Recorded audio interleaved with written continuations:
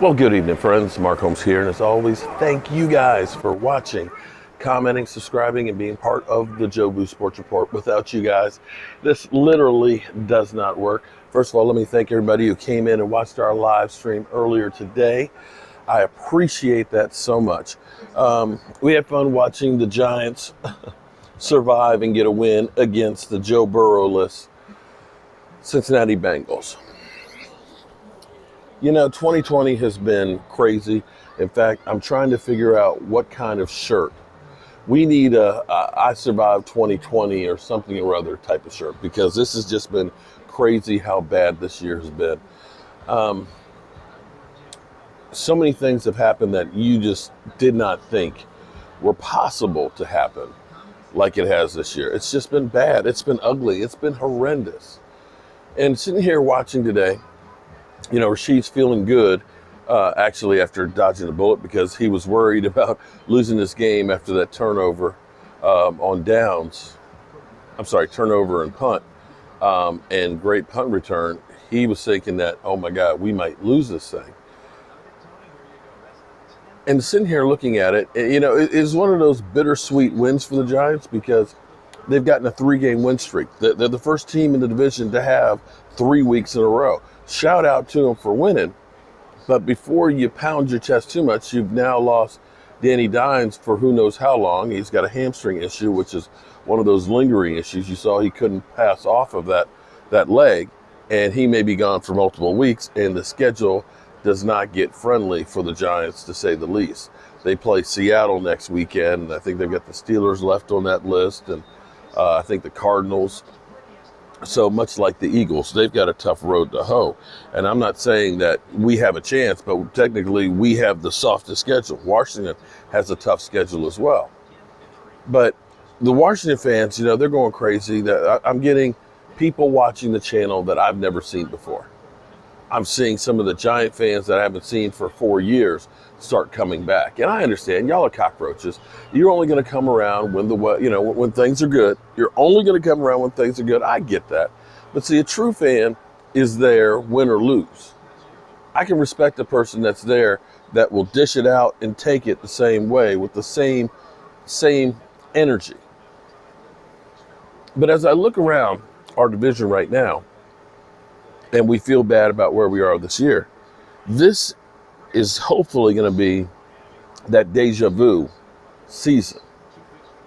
If you think back to 2015, you know, we had a great year the year before. 2014, you know, we were a no catch away from being in the NFC Championship game. I'm not saying that last year was great at 8-8, but we had a team that was far better than what it is right now. And as I sit here and look at the Giants, you know, the Giants are excited because they're in first place right now. Washington's excited because they beat the Cowboys twice. And, you know, they're really just, you know, a tiebreaker away from being in first place. You know, the Eagles, well, they just feel bad because they've got Carson Wentz and literally have become the laughingstock of the NFL. Seriously, check this clip out right here. This was, I'll probably end up getting the YouTube police will get me, but check this out right now. This is incredible. For those of you who want to come down in person, we'll be serving hot coffee and delicious Carson Wentz apple turnovers. We promise not to run out because he's made a lot of turnovers. He's like a turnover factory, that guy. Carson Wentz turnovers. And don't worry about him running out, because there's plenty of them to go around. Wow. So they've got to play the Seattle Seahawks next week. They got to play let's see who they still have left on there. They got to play Green Bay. They got to play the Saints. They got to play Arizona. Then they got to play us, and they got to play the Giants. It's going to be crazy. The only wins that it seems like our teams can get are in our own division. That's literally the way it is. It's literally like a circular firing squad. We're all shooting and killing each other. But that's just the way this season is. So the question you have to ask is next season, next year.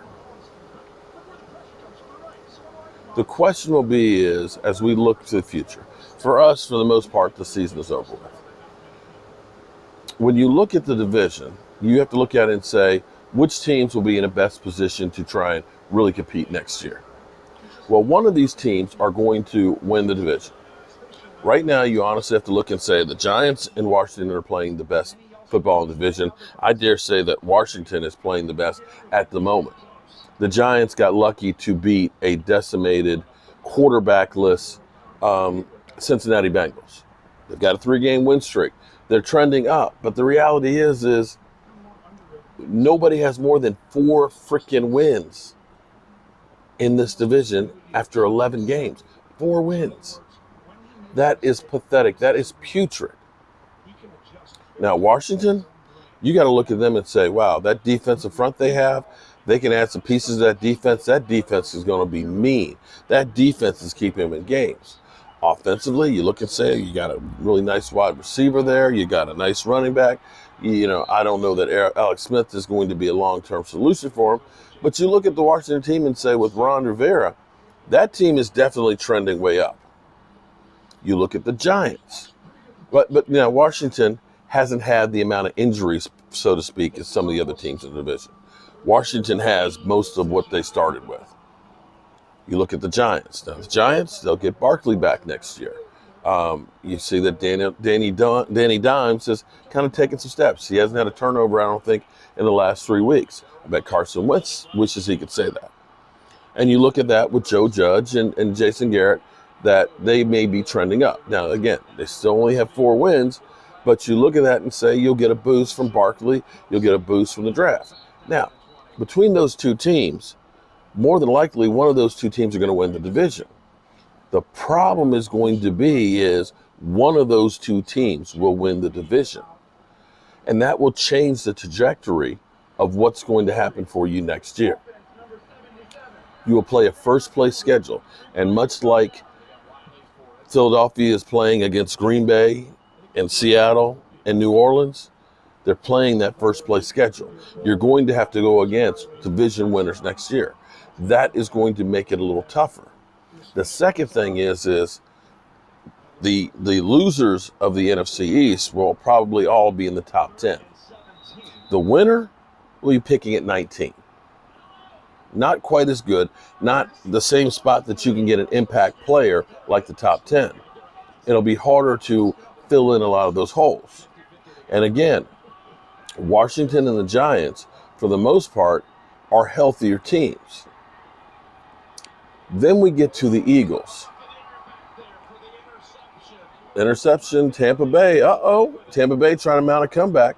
It's 27-17, and 8 minutes left to go. 10 points down. Can Tom Brady have a miracle comeback after Kansas City literally was jacking them up? There's a flag. There's a flag. Might be a big flag.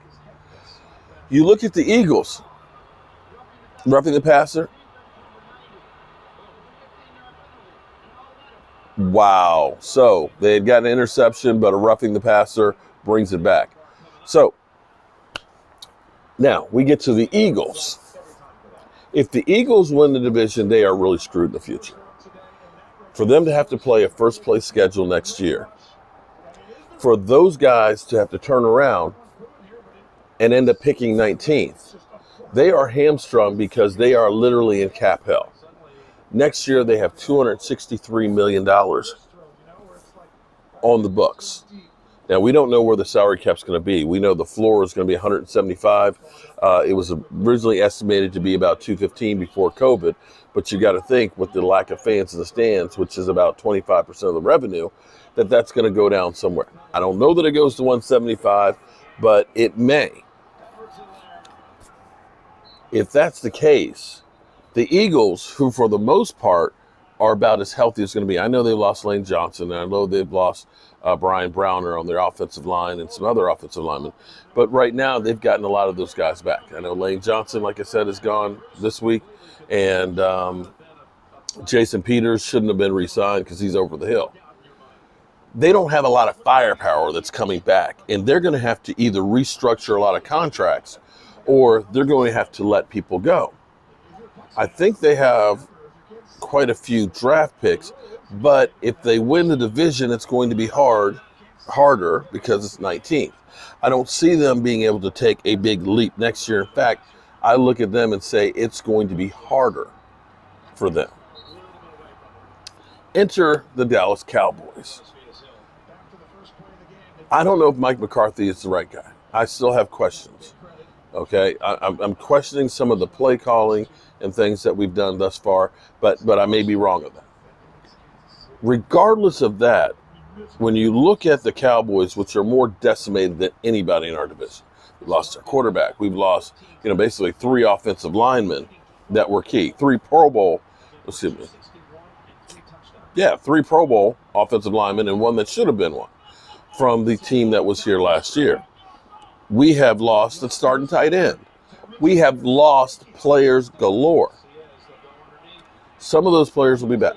Now, I can't guarantee Tyron Smith will be back to being a Pro Bowl player again, but if he's only 80%, that's better than what we've been putting out there as far as tackle this season.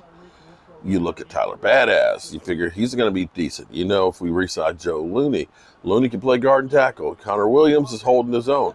Zach Martin will be okay. It's a calf strain. Lyle Collins, hopefully he'll be in shape.